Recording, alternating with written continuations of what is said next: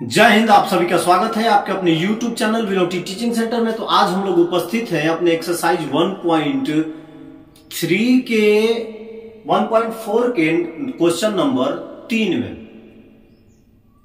जय हिंद। आप सभी का स्वागत है आपके अपने YouTube चैनल विलोटी टीचिंग सेंटर में। तो आज हम लोग उपस्थित हैं अपने एक्सरसाइज 1.4 के क्वेश्चन नंबर 3 में।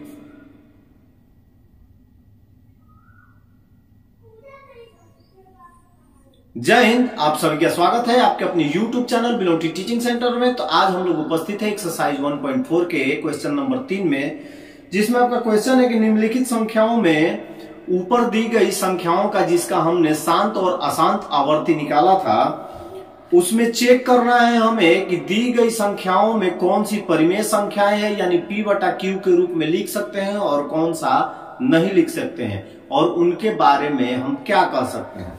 तो देखिए क्वेश्चन नंबर 1 जो है, नंबर 3 का नंबर 1 जो है 43.1234567 और 9।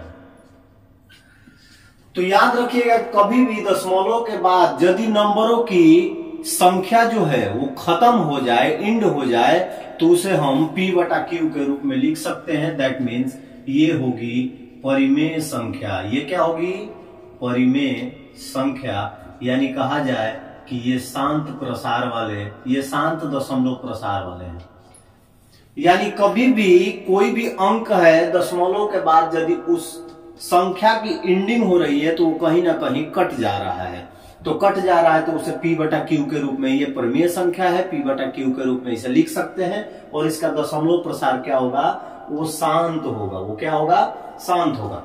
दूसरे में चलते हैं। दूसरा हमारा है, देखिए 0.120 1200 1200 1240। उसके बाद dot dot dot dot dot, यानी ये इन्फिनिटी है, अनंत तक ऐसे ही चली जाएगी, ये कटेगी नहीं। दशमलव के बाद यदि ऐसा आपके पास dot dot dot dot dot dot आ रहा है, दैट मीन्स ये कटने वाली संख्या नहीं है, यानी इसे P/Q के रूप में नहीं लिख सकते हैं। तो जो P/Q के रूप में हम नहीं लिखेंगे वो कौन सी संख्या होती है बाबू? वो होती है अपरिमेय संख्या, और इसका दशमलव प्रसार जो होता है वो अशांत होता है। क्या होता है? अशांत होता है। नंबर 3 में देखेंगे 4 3 1 2 3 4 5 6 7 8 9। ऊपर एक बॉर्डर दिया है, ऐसा लाइनिंग, इसको रेकरिंग बोला जाता है, हिंदी में बार बोला जाता है।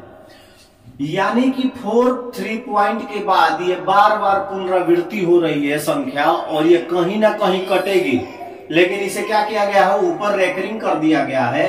तो ये भी क्या होगी? ये कहीं ना कहीं कटेगी। जब तो P/Q के रूप में लिख सकते हैं, तो ये हो जाएगी परिमेय संख्या, और इसका दशमलव प्रसार जो होगा वो शांत होगा।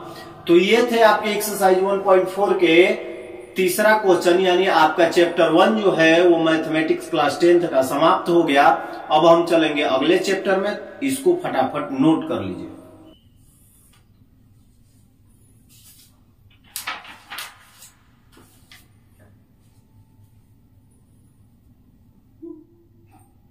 चलिए अब हम चैप्टर 2 की शुरुआत करेंगे, बहुपद।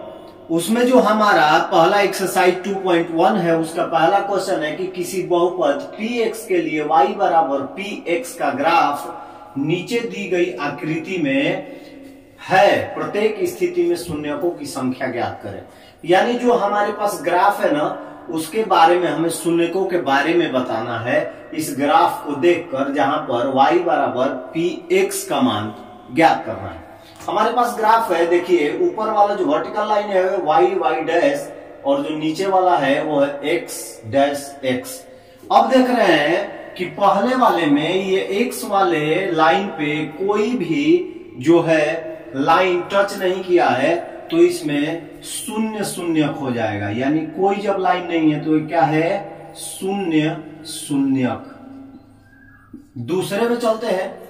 दूसरे में देख रहे हैं कि दूसरे में y पे एक बार टच है और x पे एक बार टच है, तो हमें y बराबर px के लिए निकालना है। x के लिए जब निकालना है तो y को हम छोड़ देंगे, हम सिर्फ देखेंगे कि कौन सा टच किया है।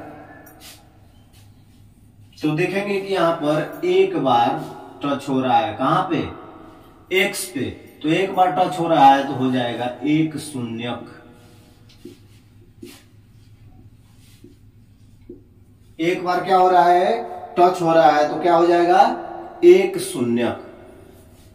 इसको नोट कर लीजिए।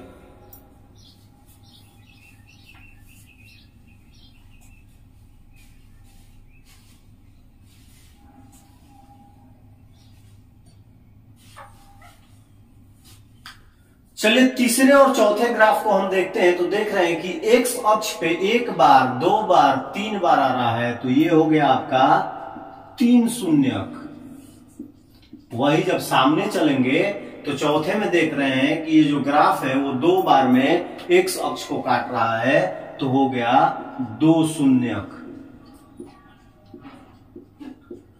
यानी कि सीधे सीधे भाषा में कहा जाए कि यदि यहां पर पी वाई के लिए पूछता तो हम देखते कि वाई अक्ष पे जो हमारा ग्राफ है, जो लाइनिंग है, वो कितनी बार टच कर रहा है, उस हिसाब से शून्यक हम लिख देते। लेकिन यहां पे पूछ रहा है एक्स के लिए, तो हम देखेंगे कि हमारे एक्स अक्ष पे जो एक्स वाली लाइन है, एक्स डैश एक्स पे, उस पे कितनी बार ये ग्राफ काट रहा है। यदि काट रहा है जितनी बार तो उतने शून्यक हो जाएंगे।